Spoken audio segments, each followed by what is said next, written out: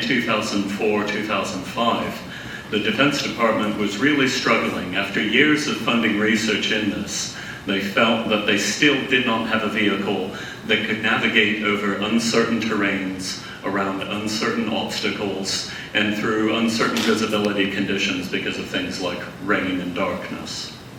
And so instead of giving out tiny little bits of money to different universities around the United States, they decided to establish this challenge and have one big pot of money that they would give to the winner. Only you didn't get the money until you won, until you actually came up with an autonomous vehicle. So there's a lot of risk involved in getting into a venture like that. But in any case, somebody did it, and his name was Sebastian Thrun. And what a lot of people don't know is that Sebastian's background was primarily in programming language theory. And if you asked him, why is it that you won? How is it that you did this?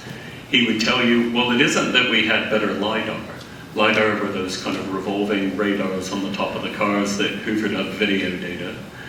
And it wasn't because we had better machine learning algorithms. It was because I invented a better programming language for us to use.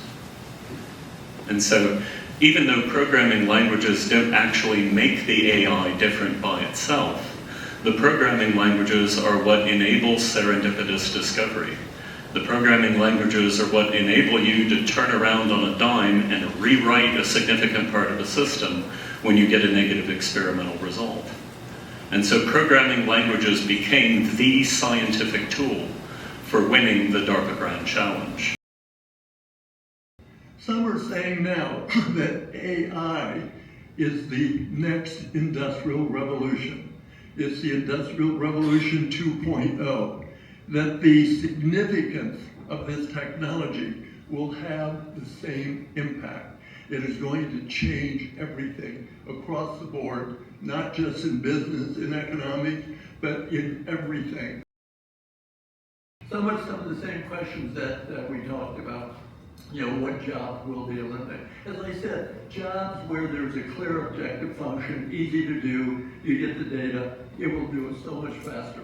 So you think about what type of work, is there an algorithm, as it were, a specific methodology that can be quantified or qualified in words in a specific way? The machine's going to do that. Discussing with the founder of Pano, a lot of the work they do is prepare students to do well on SAT tests. The machine's going to do that better, and Pano knows that. Is that in the future, rather than having to come to a program like this, you'll sit at home, you'll just key stuff up, and you'll have the training right there. Faster, cheaper, probably more efficiently. In some ways, I think AI now, it's an assistant that helps you. It's not a disruptor per se yet. It has the qualities to really help you what you're doing in certain aspects. But I'm still, maybe reflecting purely my own idiosyncratic background. I'm not yet ready to accept that it's going to write the great poem or pick your partner for life or do something like that. That there's something about the human condition that remains unique. What makes us different? What differentiates us? And can it be replicated by a machine? One of the dictionary definitions, what is intelligence? The ability to learn or understand or to deal with new or trying situations, okay? But does intelligence apply also to reasoning? Is intelligence just the ability to memorize what's out there and then to spew it back in a coherent fashion? It's a generalization, but a lot of the critique, as it were, certainly in the West, of education in Asia, that is simply rote memorization. The professor stands up front, blah, blah, blah, blah, blah. You take notes, and then you have to take some examination to demonstrate how well you've memorized what the instructor has given you. And to some degree, perhaps, it's simply a test of how strong your wrist is and how good your handwriting. Is that intelligence then, the ability to memorize? Or is it something beyond that? Is it reasoning? That is, only the human can take all of this information and transform it in a certain way. That's the big issue. In a case study, every student maybe has different variations on how to respond to the case, but they presented a logical, persuasive argument. All of them got A's, or all of them, it was just crap, they all failed. So in that context, the idea was that critical thinking skills, the human condition came into it.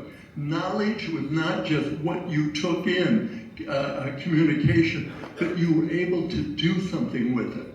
And that's where certainly people like myself at this stage, how much of the machine can do that? Is it going to make this leap, the singularity leap, where it really is a thinking, a reasoning machine?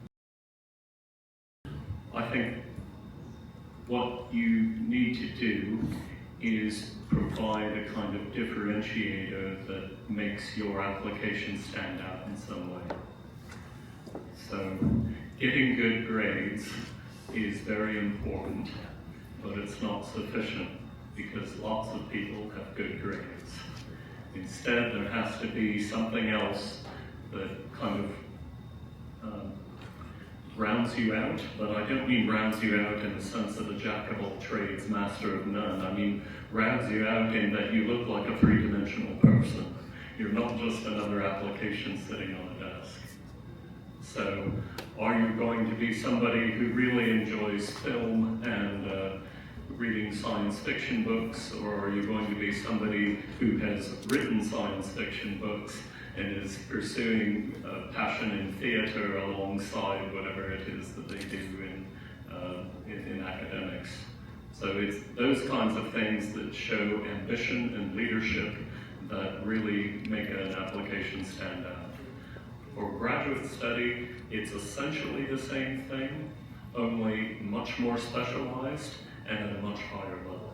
Yeah, another way to think about what Gerald was saying is you want to be able to tell a story about yourself, a narrative that integrates what you did. So you're not just a list of things, right? So I don't really care if you've done 400 things, but have you done 3 things that fit into a story about why you're a special, different, interesting person that I should bring to my university like that. So think about what Dr. Penn just said, and how would you tell a story that takes all the different kinds of ideas, thoughts, experiences, classes, grades, sports, whatever, and integrates them. I talk to my students a lot about this. I think this is kind of an important ethical question about science in general, at least in the United States, and I think probably everywhere. That if science is able to explain something that we don't think of as very scientific, like love, or empathy, or belief. These are usually things, or consciousness, right? These are usually things that we don't think science. These are for religion or ethics. They're not part of they're not open to scientific exploration. But I just want to say I don't agree with that. First of all, Darwin, when he talked about evolution of physical characteristics, he also wrote a whole book about the evolution of human emotions, like love and empathy and belief. So scientists have been talking about this for a long time. I also don't think that just because science can help explain something like empathy, that makes it any less of an important human emotion. To me, it helps us understand empathy better. It helps us understand love better. It helps us understand belief. It may not fully explain it, but science gives us some interesting insight into these questions. This is by the South African neuroscientist called Mark Soames, but I could have picked many others. His book was called The Hidden Spring. It was published a few years ago. And to summarize his book, he basically said his theory of consciousness is that consciousness are the things that evolved to make us boring. So biology likes boring. It likes to be in the middle.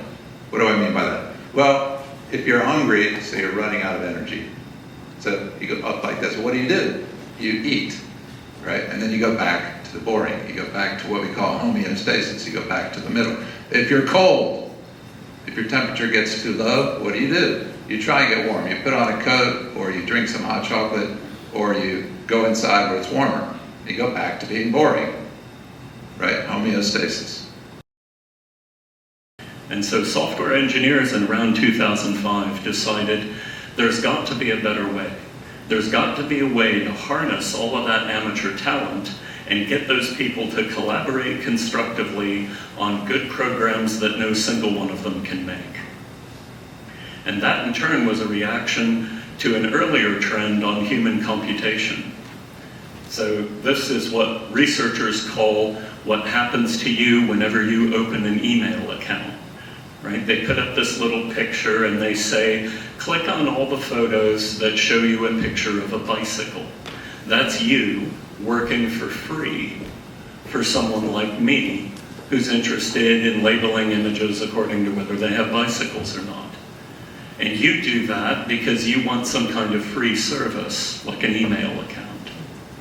And the service provider wants to make sure that you're not a bot who's going to abuse that service. And so everybody wins. So is there a way to apply, click on the bicycle to something like a large language model or a more serious computer vision problem that involves generative AI? So not a lot of you probably realize this, but every time you ask a question to ChatGPT, it sends that question out to 4 or 5 annotators. Now I want to be clear about this. It's not that you send it the question, it sends it to the annotator, and then it sends you back what the annotator said. That's not how it works. In fact, it has a system that does make a guess, but at the same time that it sends you back the answer, it contacts those 4 other people and says, would you have answered that the same way?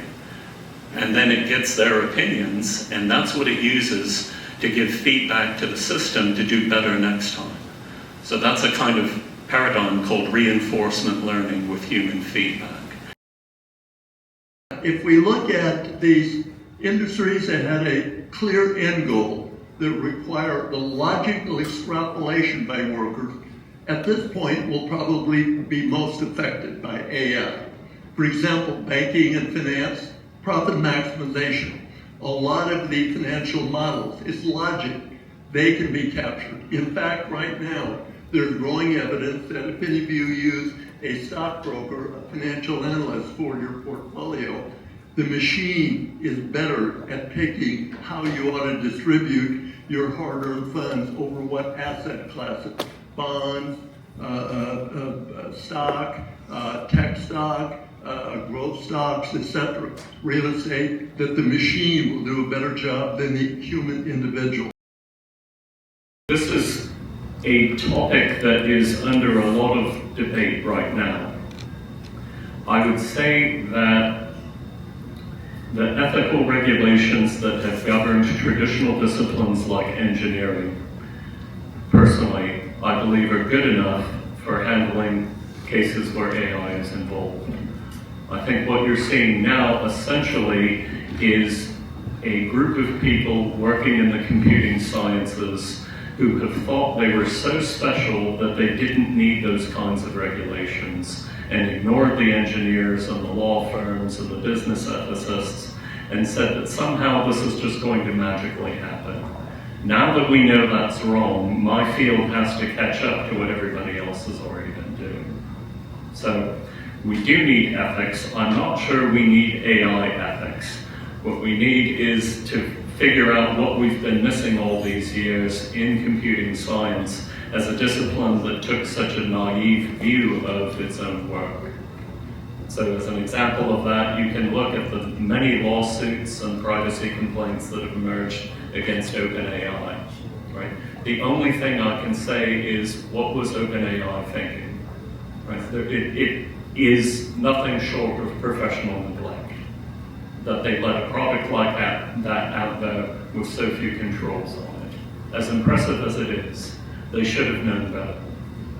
And they weren't the first ones to get burned by this either, so they could have even learned from the experience of Microsoft and others that have put conversational agents out there. Yeah, I would just say that not only we humans just keep doing the same mistakes over and over, right? I mean, we saw that with genetic technologies and cloning humans. The Chinese guy clones a human, and he winds up in jail. So I would agree that not just with AI, but with all these new technologies, we have ways of, this is why we have societies, this is why we have trust, we have laws, we have ethics, and we'll figure it out. I'm a professor. I give Python assignments. So late last year, I gave a bunch of students an assignment, and one of them asked ChatGPT to do it, and it worked. I gave her a program that she was able to submit, and we ran it, and it was fine. But we caught her. And how did we catch her?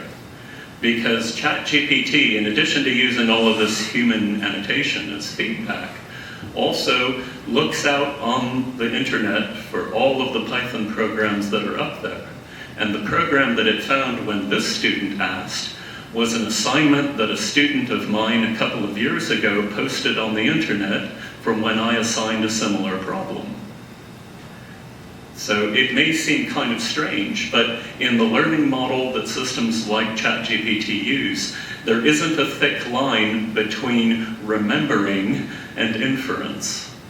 And so if there's a program up there that looks kind of like what you just asked it to do, it will, as far as it's concerned, there's no difference between that and you misspelling a word when you ask a question and it correcting you. So it corrected my assignment from 2023 to look like my assignment from 2021. And so what she handed in was actually a previous year's assignment, and I make changes from year to year to catch people who are cheating.